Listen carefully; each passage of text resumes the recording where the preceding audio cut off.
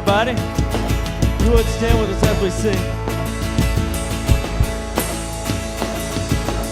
When all I see is the battle, you see my victory. When all I see is a mountain, you see a mountain move. And as I walk through the shadow, your love surrounds me. There's nothing to fear now, for I am safe with you. So when I fight on my knees with my hands lifted high. Oh God, the battle belongs to you, and every fear I lay at your feet. I sing through the night. Oh God, the battle belongs to you.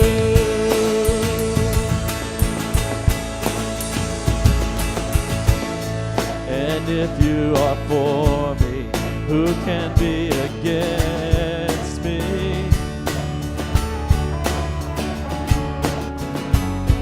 For Jesus, there's nothing impossible for you.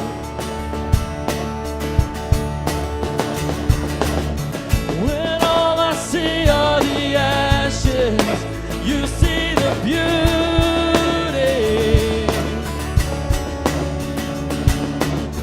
When all I see is the cross, God, you see the empty tomb.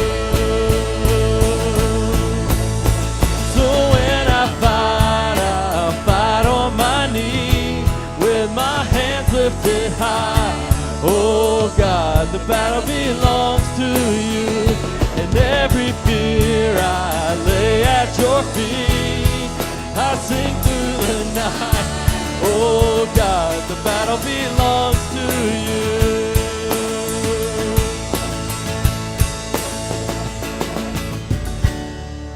An almighty fortress, you go before us. Nothing can stand against the power of our God. You shine in the shadow. You win every battle. Nothing can stand against the power of our God. An almighty fortress, you go before us. Nothing can stand against the power of our God. You shine in the shadow. You win every battle.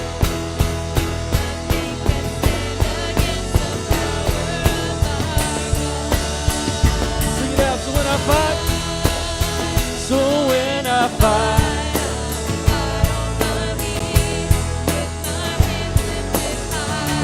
oh God, and everything.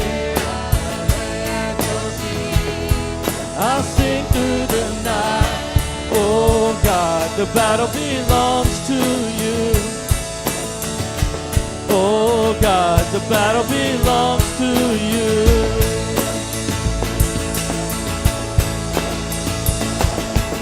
Amen. You want to give the Lord a hand this morning? He's a good God, isn't he?